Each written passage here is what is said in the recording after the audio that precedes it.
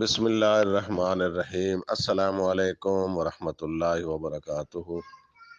تمام حمد و ستائش کے لائق صرف ایک ذات ہے جو کہ وحدہ لا شریک ہے۔ ماشاء اللہ، ارشد صاحب حبل اللہ نمبر 28 یاد دہانی نمبر 2 پڑھا ہے۔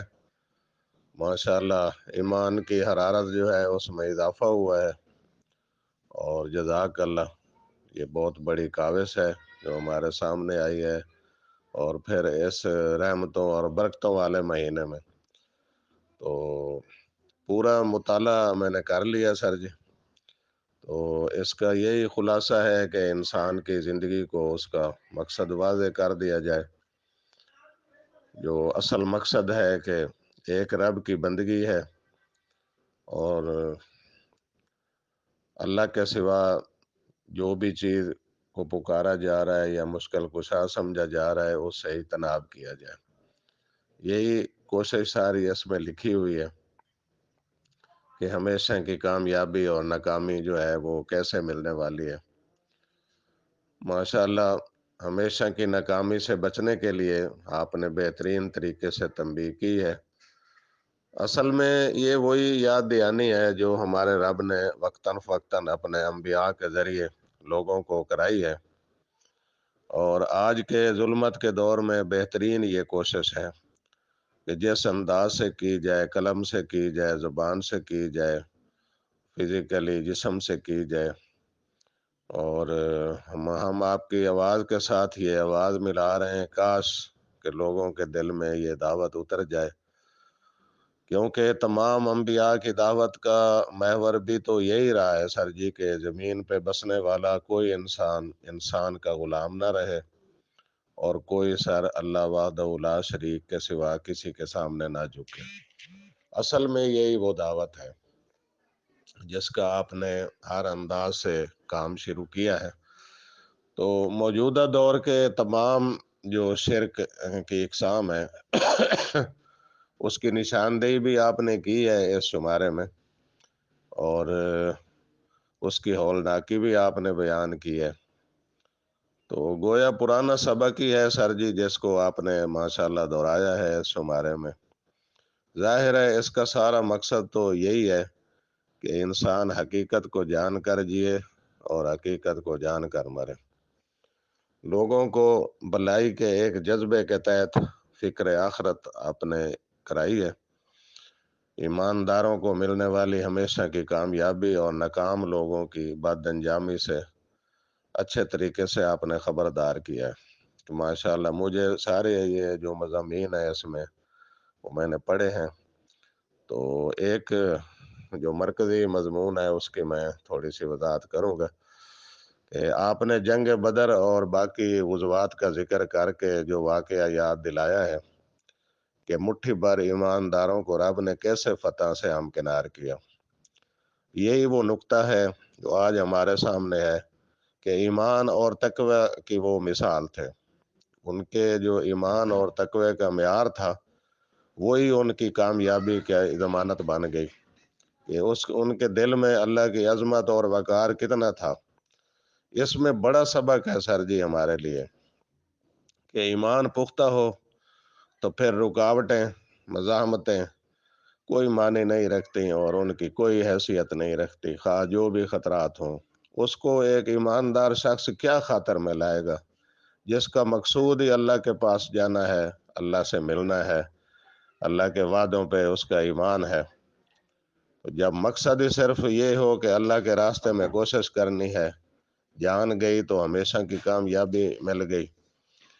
تو بہرحال ارشد صاحب، عثمانی صاحب کی کوشش اور دعوت کو آپ نے دہرایا ہے کہ ہماری بھلائی اسی میں ہے کہ تمام شرک و بدعات سے اجتناب کر کے حق بات پر چلا جائے۔ حق سچ پر چلنے والے جو لوگ ہیں، جو حق سچ کی جد و جہد کرنے والے لوگ ہیں، ان کا ساتھ دیا جائے۔ اگر کمزوریاں ہوں تو اس کی اصلاح کر لی جائے، اور آخری جواب دہی کے لیے تیاری کر لی جائے، جہاں ہمیشہ کی کامیابی اور ناکامی کا فیصلہ ہونے والا ہے۔ تو ماشاءاللہ یہ ہر لحاظ سے اچھی کوشش ہے۔ تو میں نے ویسے بھی روزوں میں ٹائم ہوتا ہے، میں نے اچھے طریقے سے مطالعہ کیا ہے، سمجھا ہے، اس کو اپنی زندگی کے مقصد کو سمجھا ہے۔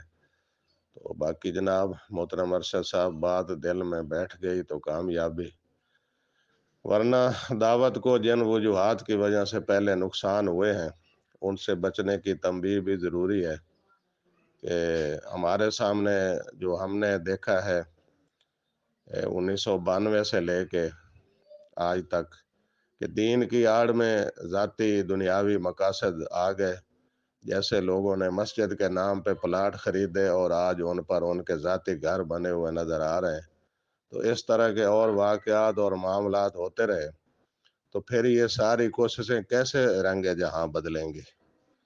تو اللہ رحم کرے ہمارے اندر وہ خرابیاں اور وہ دنیاوی معاملات نہ آئے، اور یہ خالص دعوت جو ہے یہ انشاءاللہ پھر رنگ جہاں بدلے گی۔ وہی طرز عمل ہو جو صحابہ اکرام والا تھا، وہی ایمان کی حرارت ہو جو ان میں موجود تھی، تو پھر انشاءاللہ یہ ساری کوششیں رنگ لائیں گی۔ ورنہ جس جس کی خلوص نیت کے ساتھ کوشش ہے سر جی، اس کو تو اللہ تعالیٰ اس کی ضرور جزا دے گا۔ تو باقی جزاک اللہ، آپ نے بہت فکر مندی دلائی ہے جی۔ یہ حبل اللہ یا اس طرح کی باقی کوششیں جو اللہ کے دین کی سر بلندی کے لیے ہو رہی ہیں، اللہ ان میں برکت ڈالے، اور جتنی جتنی جس کی جستجو اور کوشش ہے اللہ اسے قبول فرمائے۔ تو مجھے تو خوشی ہوئی ہے، یہ یاد دہانی ہوتی رہے سر جی، اور اللہ کی جو رسی ہے اس کو ہم سب مضبوطی سے پکڑ کے اس کو تھام کے آگے چلیں، اور جو چند سانسیں یا چند لمحے باقی رہ گئے ہیں اس میں ہم اپنے رب کو راضی کر لیں اور اپنے آپ کو اس برے انجام سے بچا لیں۔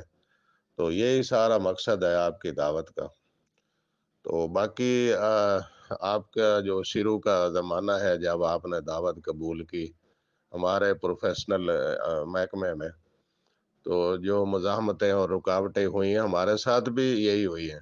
ہم بھی پی ایم اے کا کول میں تھے تو علیحدہ نماز پڑھتے تھے، بڑے بڑے مسائل آئے ہمارے جیسے آپ کے سامنے آئے، تو یہ بھی ایک سنت ہی ہے سر جی جو پوری ہو کے رہنی ہے کہ حق کے سامنے تو مزاحمت آئے گی، کیونکہ ہمارے دشمن جو ہے شیطان، اس کو قیامت تک مہلت دی گئی ہے، تو اس نے یہ چیلنج بھی کیا ہوا ہے، اس نے بھی ہر طرح سے رکاوٹ تو ڈالنی ہے کہ اللہ کا کلمہ بلند نہ ہو اور اللہ کے ساتھ اس کی مخلوق کو شریک بنایا جائے اور انسانوں کو گمراہ کیا جائے۔ اس نے بھی ایک چیلنج دیا ہوا ہے اور مہلت بھی ملی ہوئی ہے اس خبیث کو۔